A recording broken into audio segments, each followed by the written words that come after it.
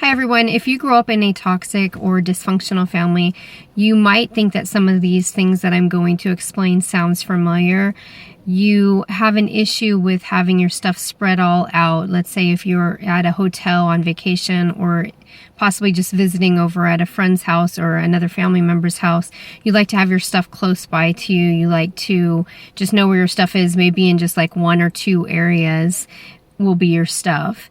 Where other people, you will notice, they start putting stuff away in the closet, the drawers of like the furniture that's at a hotel and so forth, all over the bathroom, but your stuff is kind of kept together. And I think the reason that that stems from is you were probably the invisible child. So even if you had other siblings and all their stuff was all around the house, your stuff was expected to be hidden, to be put away in your room, not to leave your shoes out or backpacks if you're like a teenager or a young kid.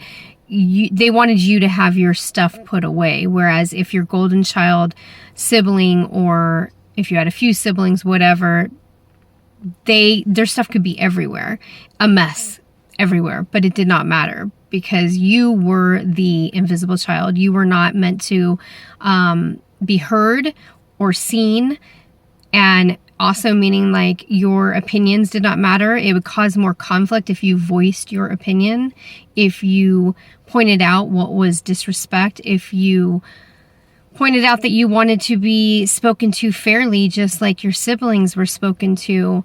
You were the problem child. You were the argumentative child. You were not supposed to be heard. You were not supposed to be seen. And it's really quite sad that these sorts of parents exist, but they do. Not everybody comes from a family of rainbows and butterflies and fairies and dragonflies. I mean, it's not some happy-go-lucky kind of family when you live in these toxic environments, and a lot of us had to go through that.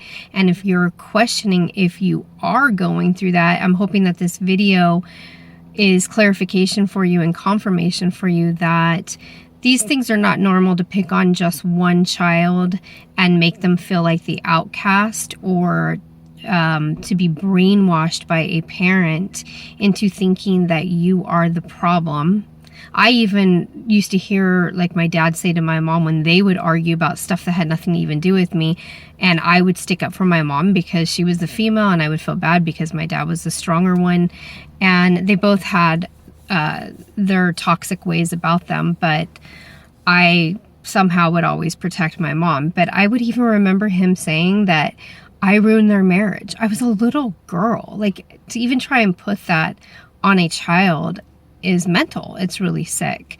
So I'm sorry if you are going through any of these things, or if any of them sound familiar, or you have your own stories that you would like to share. I would be so interested in hearing them, because I'm sure it might even trigger some of my memories, or other people that watch this video, it might trigger their memories where they might even share.